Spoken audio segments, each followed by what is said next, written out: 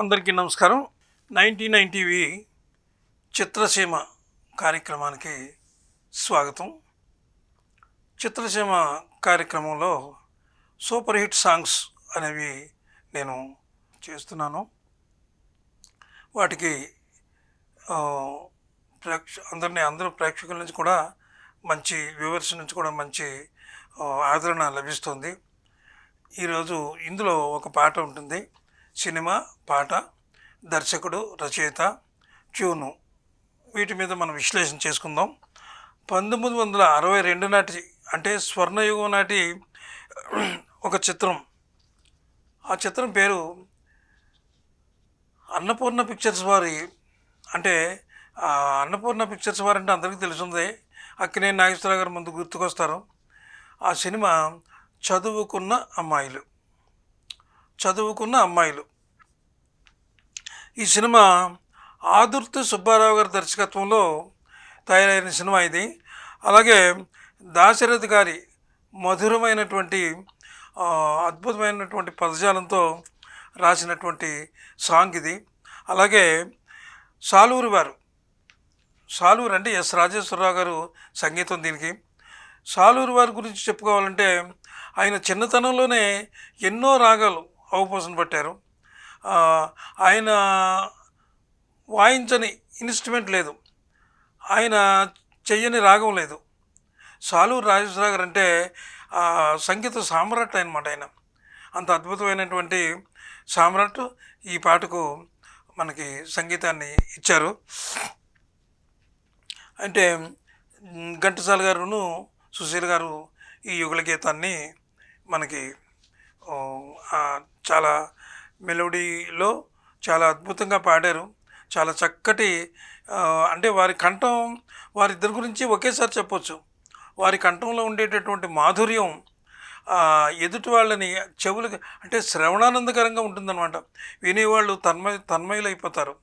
ఘంటసాల గారు, సుశీల్ గారును వారు పాడారు ఇది. అయితే ఇప్పుడు పాట గురించి మనం చెప్పుకున్నాం. ఈ పాటకు ట్యూను సాలూరు రాజేశ్వరరావు గారు ఇచ్చారు. ఏం ట్యూన్ ఇచ్చారు అంటే సాకి మామూలుగా ఉంటుంది.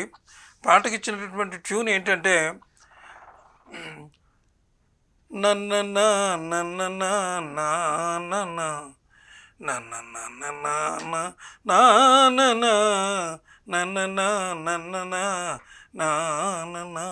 అని ట్యూన్ ఇచ్చారు రాజేశ్వరరావు గారు.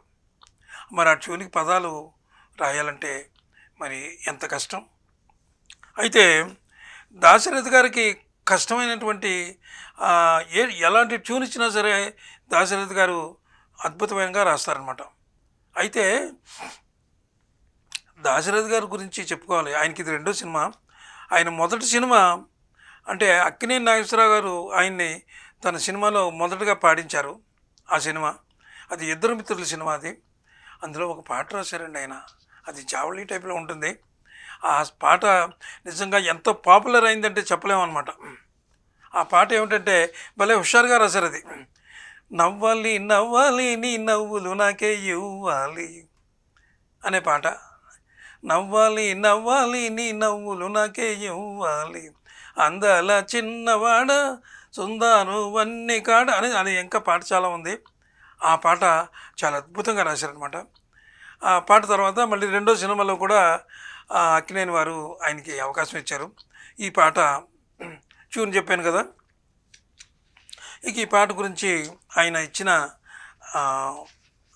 అంటే పదాల పొందిక ఏమిటంటే ఒకటే హృదయం కోసము ఇరువురి పోటీ దోషము, ఒకటే హృదయం కోసము. ఇది చరణం. అయితే సాకి పైన పల్లవి కూడా ఉంది, చెప్తాను. అది మీకు వినిపిస్తాను.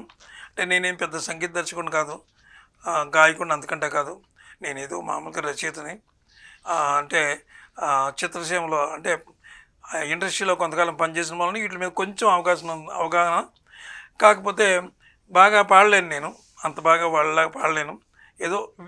ఏదో గేయంలా చదివేస్తే బాగుండదు కదా, అందుకని కొంచెం మీకు తెలియజేసే అంటే పాడి వినిపిస్తాను. అందులో గమకాలు కానీ ఇంకోటి కానీ శృతి లయ ఏమైనా తప్పుకోవచ్చు. అది మీరు అన్యదా భావించవద్దు. అది పాట ఏంటో చూద్దాం ఇప్పుడు. గుట్టుగా లేత రెమ్మల కులుకులిన్ను రొట్టె ముక్కల మధ్యన పెట్టిరనుచో ఏల ఇట్టుల చింతింతువే టొమాటో అతివలిద్దరి మధ్య నా గతిని గనుమా. అది పల్లవి. చరణానికి వచ్చేటప్పటికి ఒక్కటే హృదయం కోసము ఇరువురి పోటీ దోషము, ఒక్కటే హృదయం కోసము ఇరువురి పోటీ దోషము, ఒకటే హృదయం కోసము.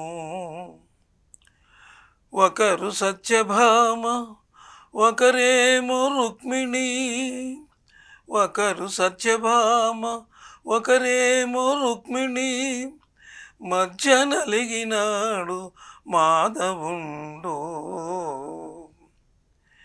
ఇద్దరతివలున్న ఇరకాటమేనయా విశ్వదాభిరామ వినుర వేమా.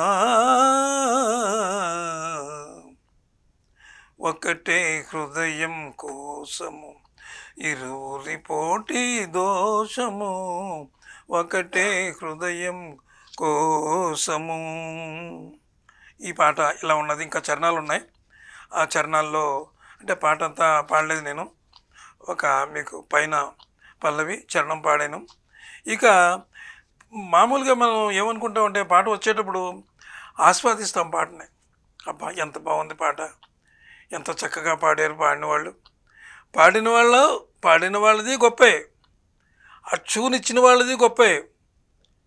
ఆ ట్యూన్కి సరైనటువంటి పదజాలం, ఆ మీటర్లో చక్కగా ఇమిడ్చేటటువంటి పదాలు, చక్కటి పదాలు. దాశరథి గారి పదాలు ఎలా ఉంటాయంటే చిన్న చిన్న చిన్న చిన్న చిన్న పదాలు, అర్థాలు అద్భుతమైన అర్థాలు. అలాగే రాజేశ్వర గారు కూడా ఆయనకి బాగా ఇష్టమైన రాగం ఏమిటంటే ఆభేరీ రాగం.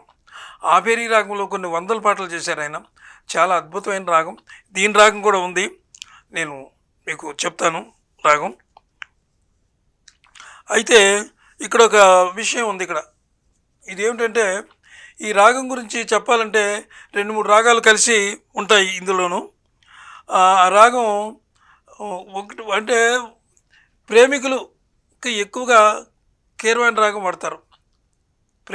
ప్రేమికులు కానీ ఆవేరి కానీ అలాగా కొన్ని రాగాలు వాడతారనమాట. అంటే 2-3 రాగాలు ఇందులో మిక్స్ అయ్యి ఉన్నాయి ఈ రాగాలు. అంచేత ఒకే రాగం అని ఇందులో మనం చెప్పలేము. కాబట్టి రాగాలు 2 రాగాలు కూడా సంచారం చేస్తాయి ఈ పాటలో. ఈ పాట ఈరోజు మనం ఎంచుకున్నాం. ఈ పాటలో ఏమైనా శృతి లయ అలాగే గమకాలు ఎక్కడైనా తప్పుకుంటే మీరు అన్యదా భావించవద్దు. రేపు ఒక మంచి పాటతో మళ్ళీ మీ ముందుకు వస్తాను. నమస్తే, సెలవు.